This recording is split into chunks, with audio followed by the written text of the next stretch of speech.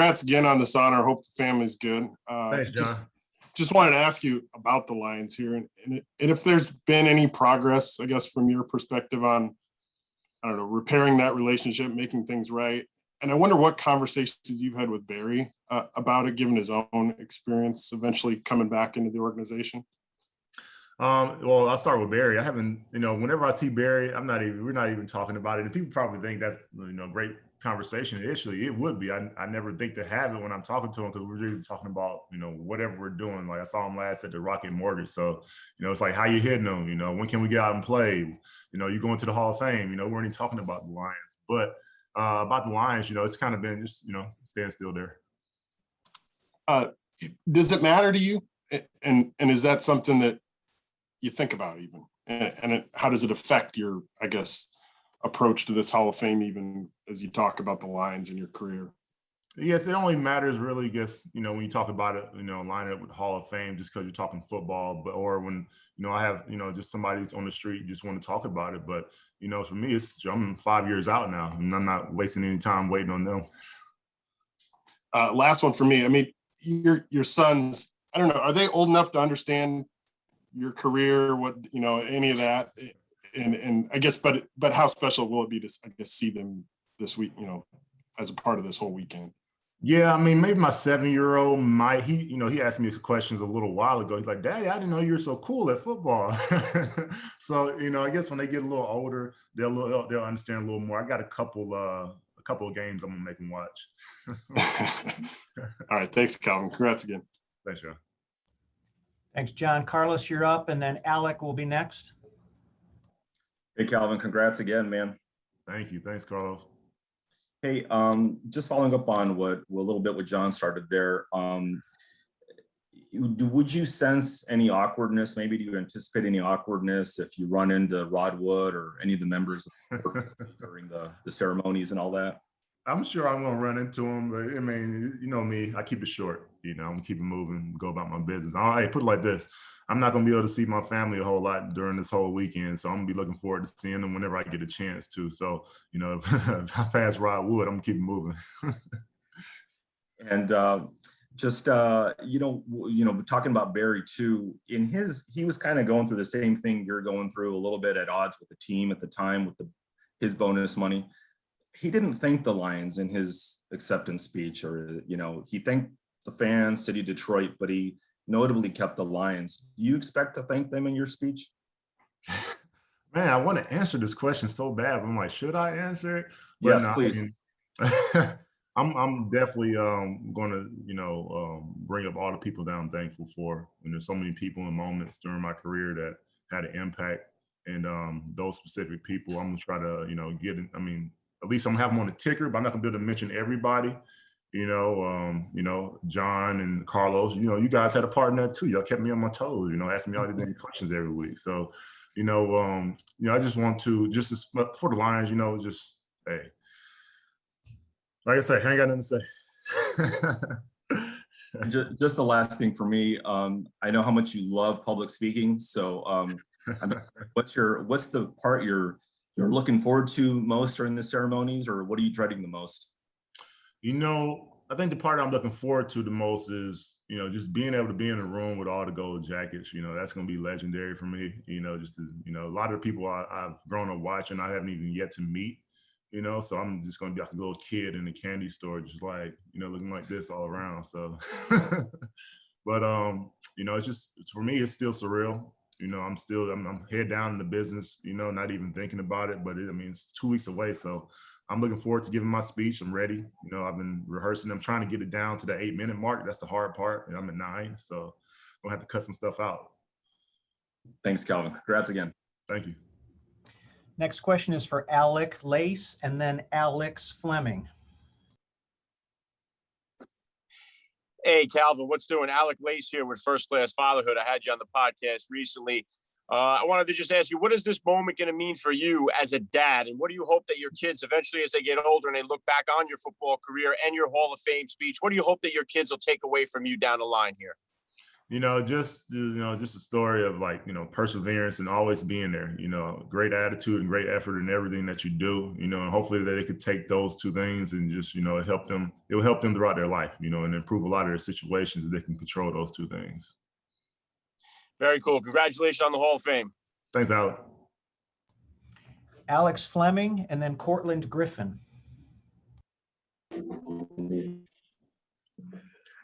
Mr. Johnson, first and foremost, congratulations on the Hall of Fame nod. Well deserved. I have a couple of questions. First one, do you find it ironic that Harold Carmichael is technically saying Hall of Fame class is used that he's 6'8", basically started the trend of dominating receivers? And number two, imagining that you actually had a chance to escape Detroit, what team would you have liked to play for? I got in trouble answering this question similar like a month or two ago. Somebody asked me, like, where would you want to play? It ain't changed, man. It's Green Bay. I'd love to go play for Green Bay, man. I've always grown up liking Green Bay. And then they have Aaron Rodgers. What a great quarterback and tour they have right there. So, to be able to go in there and watch him, he throws it up. He likes to throw that ball downfield. So, that's right up my alley. But I missed your first question. It was breaking up a little bit. Harold Carmichael, former Philadelphia Eagle, 6'8" wide receiver, is being inducted into the Hall of Fame, and he'll be in with you, technically, 2020, 2021. We all know why. But he was the blueprint on freak athlete receivers that were dominating. And if anyone saw your career, everyone would know that you had double teamed just because that's just respect. One corner, one safety couldn't handle you. Sometimes you were triple teamed. And it's just a shame that now you and Matthew Stafford are no longer with the team because of organizational reasons. But yeah, do you find it ironic that Harold Carmichael and yourself are being inducted in the same year, sir? That's so cool, man. It's just like you say, it's, big guys, you're not expected to be, be able to move and do the things that maybe like the, mine is just a little under 6 foot type guy can do. But, just being out there to show that that's not right. It's not true. You do anything you put your mind to. So that's the mindset that I'm sure that he carried as well.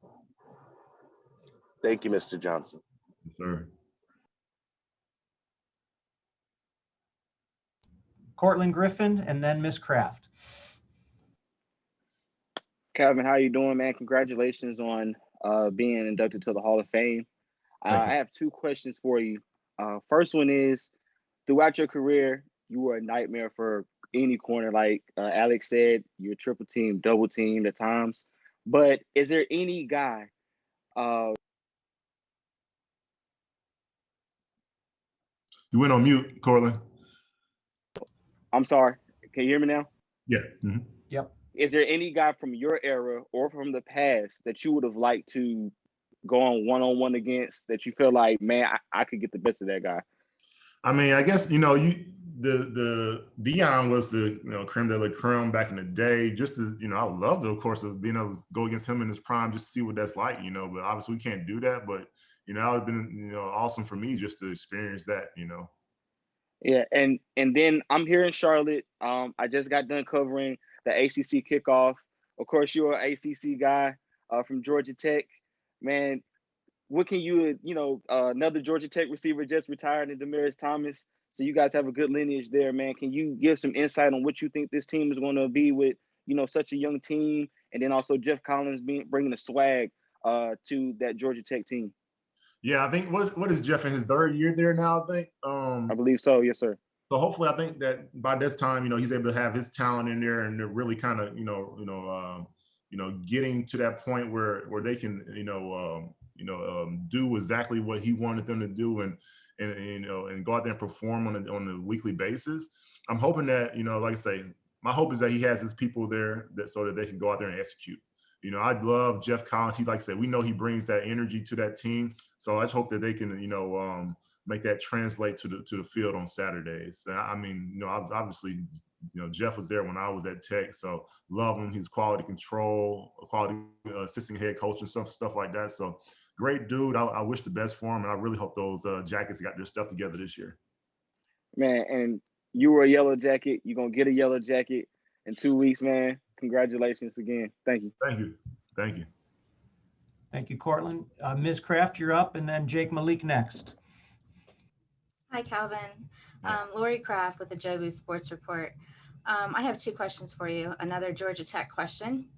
How did Georgia Tech prepare you to become a Hall of Famer? You know, I'll give you two things. I had a great chaplain. He'll be the one unveiling my bus, and Derek Moore. You know, he poured into me just as a mentor spiritually, kind of helped me, you know, my foundation. I had a foundation just through my parents, but he kept solidify those things, those teachings and principles. You know, when I got to college, you know, it's always, you know, funny when you hear something from somebody else that you hear from your parents all the time. And then once you hear from that one other person, it kind of solidifies it. As far as a receiver, man, Buddy Geis is my receiver coach. I take the things that, you know, like I said, always talk about attitude and effort. And those are two things that, you know, he used to stick me when I first came to Tech.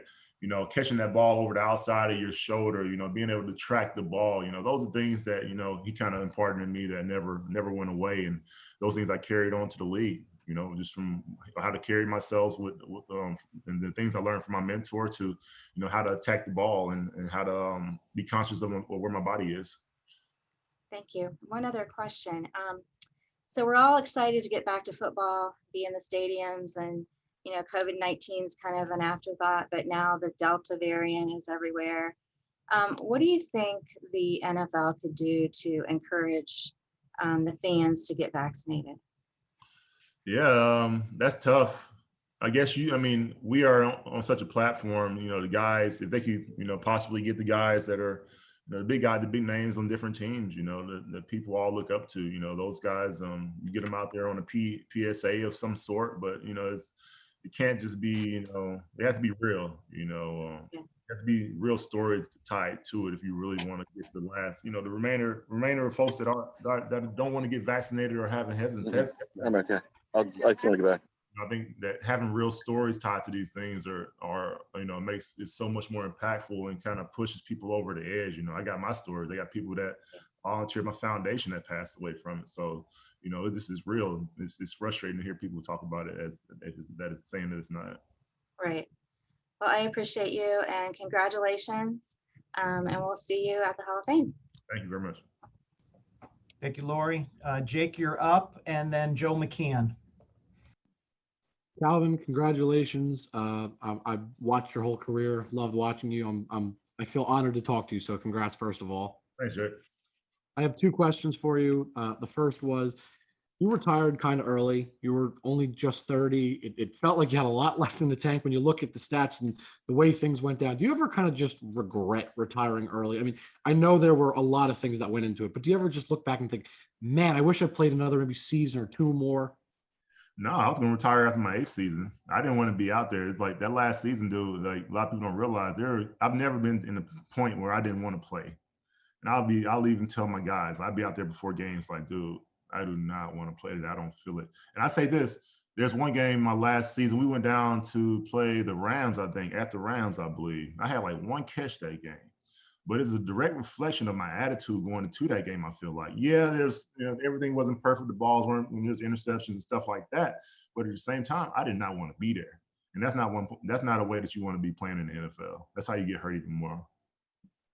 The second question, you played majority of your career with your quarterback being Matt Stafford.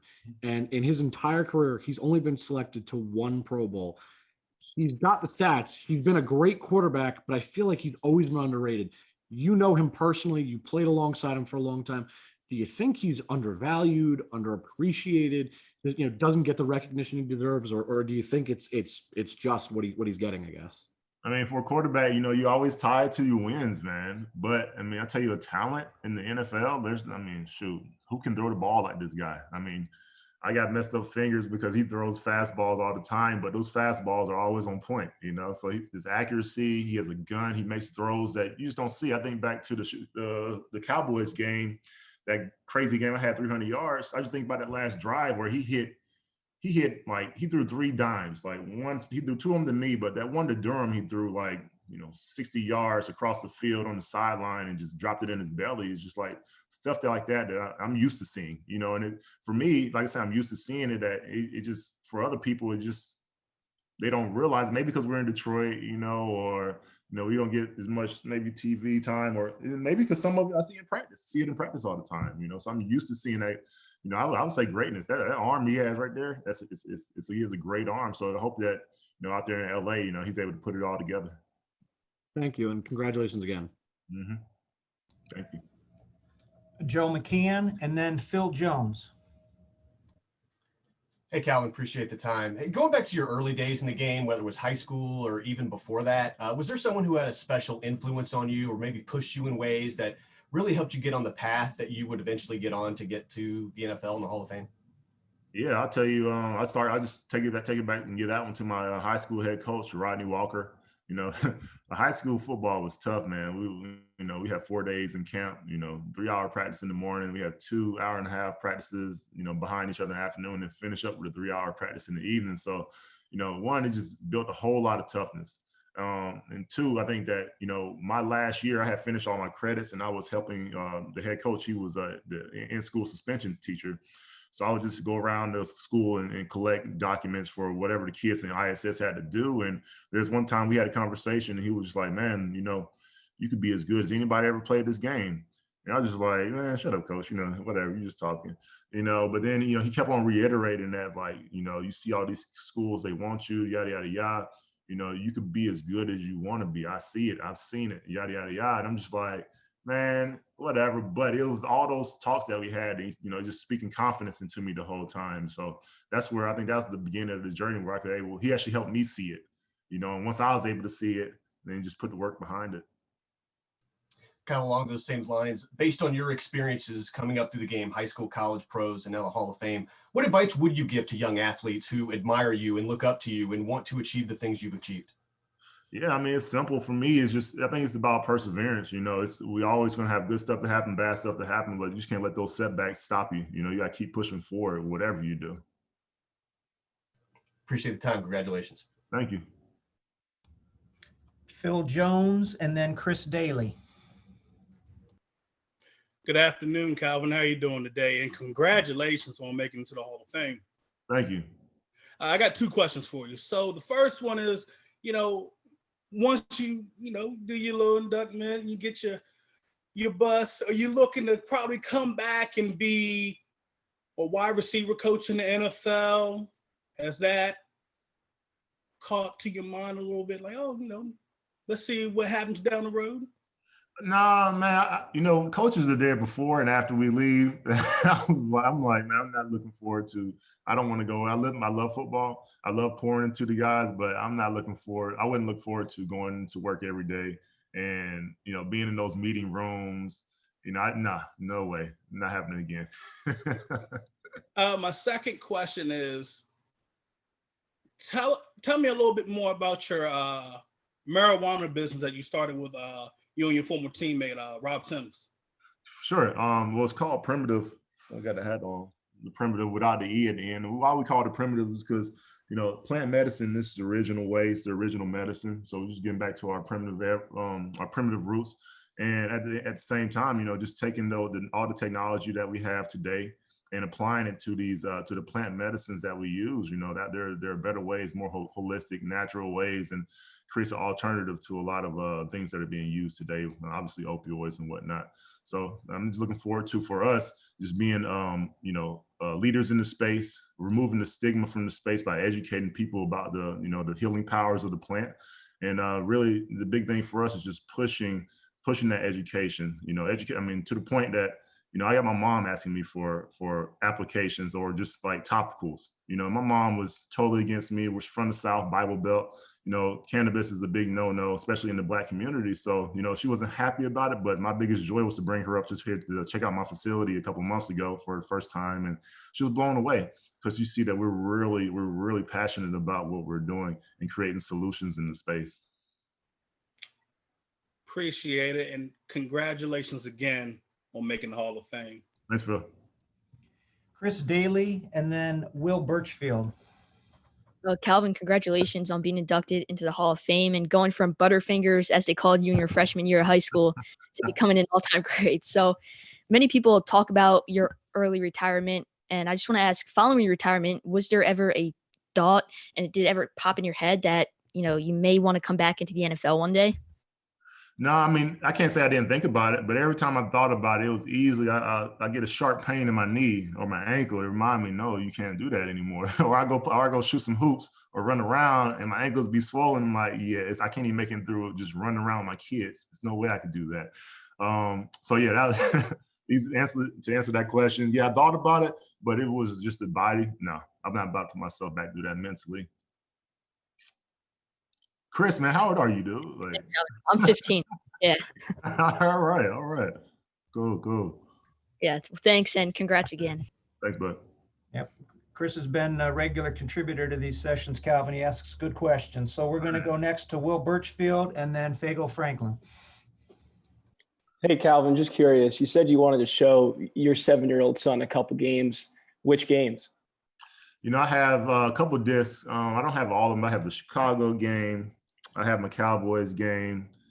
I have, what other games do I have? I think I have a playoff game in there, my first playoff game. So I have about like a handful of games from my time playing. I feel like I lost like a bunch of them, but yeah, I'm going to get with NFL Films on that so they can recreate those for me.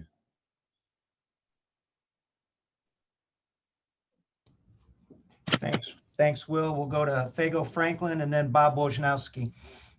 Hey, how you doing, Calvin? Congratulations on everything. Thank you, Fago.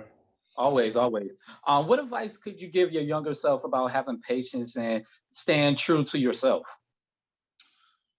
Yeah, I mean, so that's good. That's a good one. I would say that, today it's like an urge to, you want to be yourself, but then you want to go with the crowd, and just really focusing on what you do. What I've learned and what I've seen is that, we're not always, we're not going to hit it out the park that first time or that first crack at it, but, just staying with it, you can go from that ugly duckling to that, that beautiful goose or whatever. So really just viewing every setback, as an opportunity. I think that's a good way to put it. If I would view everything as an opportunity and not, keep that optimistic outlook about everything, knowing that, okay, yeah, this is a setback now, but it's an opportunity for me to get better, to push to become that best version of myself, just to have that optimistic outlook. I think that, not that I didn't have it, but just really focusing on the way where I put my thought and my time, positive thoughts, not thinking about the negative stuff that's going to drag you down. Put those thoughts into something good, just knowing that at a younger age, maybe. And my last question is, do you honestly think that Julio Jones will be a future Hall of Famer?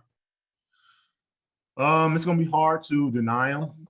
The team, he helped lead his team in the playoffs to the Super Bowl. I love watching Julio when he came out of college. So if he can stay healthy, he has a good chance. I know he has numbers. So. Amen. All right. Thank you for doing this. Mm-hmm. Bob, you're on, and then Don Stenson.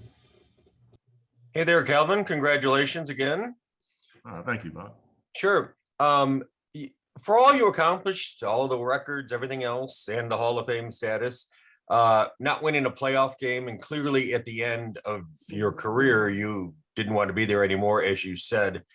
Do you feel that's a hole in your career, and why do you think it never happened with you here with the Lions, with Matthew Stafford, with everything else? Why no playoff success? I mean, we came in. I mean, when you're drafting in the top 3 every year in the playoffs, it's going to be hard to get there. It's hard to turn those. You getting that first pick of the draft into a playoff winner. Usually when you're on the wrong side of things when you're picking early, and we were picking early quite a bit during the first half of my career. The second half there, though, when we got to the playoffs and we were getting there, I felt like we had a team. I thought we had the team to take it all the way. I felt like even there towards the end of my career, a couple of years before I think like 2 years before I left, that's when they kind of broke up the band a little bit, got rid of, and that's in my eyes was a big key piece to us being dominant, was having that defensive line that we had in place. And then, when we got rid of 3 of those guys off that defensive line and didn't really replace them, at that point I was like, okay, we're in rebuilding mode. But Appreciate to answer your question more about the playoffs, yeah, man, it sucks to be out of it so many times now, or not just to be watching other teams play in in the offseason, knowing that we got talent here to do that. We just weren't able to put it all together. I guess the positive is it didn't diminish your standing or your stature in pro football. You're going to the Hall of Fame. So I guess you don't spend too much time worrying about it. I don't spend too much time worried about it. You know, I think playoffs, man, I can only think back really to that first game we had against New Orleans. And then, shoot, when we got, you know, the robbery in Dallas, I think they're mad at us for what we did to them a couple of years ago. Thank you. Yeah. 3 questioners left, Calvin. Don Stenson and then Matt Bachota. Congratulations, Calvin. Hey, thank you. Thank you, Don. No problem. Now, wearing number 81, you join Art Monk, Tim Brown, Shannon Sharp, Miles T.O. You know, it's a total of 13 of you all wearing that number 81. How special is that? And what made you select the number 81? No, yeah, it's very special. I mean, the main reason I selected the number 81 was because of those guys and because I couldn't wear 21 in the league. You know, I would have wore 21, but because that's what I played with in college. That's my baseball number growing up. You know, but being a receiver, you know, you can only wear the 80s or the teens or whatever at the time. So that's why I was 81 and just took after some of the great players that I enjoyed watching that I kind of, you know, wanted to, you know, put pieces of their game into mine. Congratulations again. Yes, sir. Thank you. Matt and then Mark. Hey, congratulations, Calvin. It was just a blessing to watch you play. Just 2 things. One, you know, just kind of getting off the regular football talk, just fantasy wise, anyone ever come up to you or get on you on social media and say something about your fantasy status when it comes to your game? I mean, I hear a lot of people like, hey, you helped me win my fantasy this and that year. I was like, oh, that's cool. Like, hey, do I get a little cut? Like, I got a little cut. I'll be all right. Forget the Lions and that payback. I'm good. There you go. And the other thing is, you know, with the young talent at quarterback right now in the league, is there a player that you could kind of really see yourself really, meshing with, whether it's, you know, Patrick Mahomes as much as he throws, or, you know, maybe Lamar's game, the way he's going? Is there a quarterback out there that you kind of see that you'd like to have played with, or, you know, that would be a dream? Man, I went to college, Georgia Tech. I played with Reggie Ball, and I love Reggie so much because Reggie could put the ball pretty much anywhere on the field, but he used his legs a whole lot to get out of situations. And it got to a point where, you know, Reggie would stop using his legs to run because he knew I was out there. He would just use his legs just to free up a second and get the ball down the field to me. So when I say that, and I'm looking at Lamar Jackson. I'm like, man, like that could be a big problem if, you know, he could break the pocket. Can't nobody take him down behind the line of scrimmage. And right before he crossed the line of scrimmage, dump that ball downfield, you know, 50, 60 yards downfield. You know, hey, I see that, and I'm like, it just makes me think about Reggie Ball when we were in college. Absolutely. Hey, congratulations again, and thanks for doing this. Oh, no problem. Thank you. Calvin, we want to thank you for your time, and we're going to bring it home here with the last question from Mark Holmes. I guess no pressure here. Calvin, congratulations on being in the Hall of Fame. Sorry about that robbery in Dallas, but I do remember the Cowboys being up 21 points in the second half and you guys coming back and spanking them. I've had the pleasure of being in Thanksgiving in Detroit, and I got to tell you, the fans there seem to be so great. Some of the best fan base I've ever seen.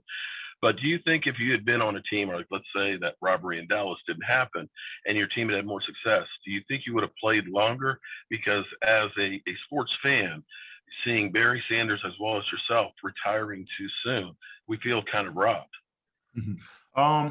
You know, I can't answer that question surely, but I know what my body was telling me. So my days were numbered. You know, whether it was another year, I mean, shoot, if we had just won the championship, of course I'm gonna come back. If we had just got like maybe to the, you know, even to the playoffs, maybe I would have come back. But I know my body, I wouldn't have been able to be out there like I was in the past doing all that running. Well, we'll see you in a couple of weeks, and congratulations. Man, I appreciate y'all.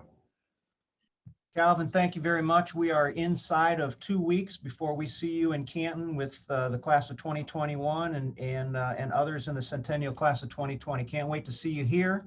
We appreciate your time and thanks for making this special. Oh, no problem. Thanks, Richard. It's good to see all you guys.